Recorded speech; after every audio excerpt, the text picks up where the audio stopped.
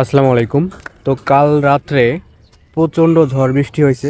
গাছ দেখেন আমার এখানের ছাদ বাগানের গাছগুলোর কি অবস্থা, সব কিছু উড়াই দিছে। এই যে গাছ দেখেন টমেটো গাছটার টব একদম উল্টাই দিছে ঝড়ে। আল্লাহ রে, এখানে আমার একটা পুঁই শাকের গাছ আছে, গাছটা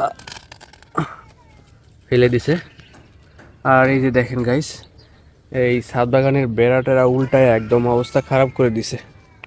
এখন এগুলো ঠিক করে দিতে হবে।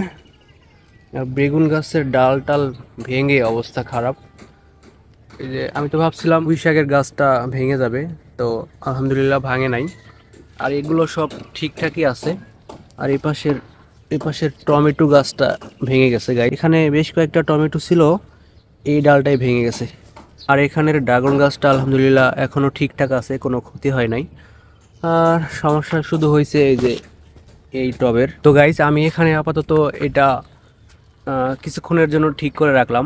পরে আবার এখানে লাঠিটা ভালো করে পুঁতে রশি দিয়ে বেঁধে দেওয়া লাগবে। টমেটো গাছের বালতিটা আমি এখানে রেখে দিলাম, পরে জায়গা মতো সরিয়ে ফেলবো। এখানের টমেটোগুলো আর থাকবে না, এগুলো এখন নিয়ে যাব। এই যে ডালটা এখানে গোড়া থেকে একদম ভেঙে গেছে, এই টমেটোগুলো হারভেস্ট না করলে নষ্ট হয়ে যাবে। তো এগুলো এখন ছিঁড়ে ফেলতেছি।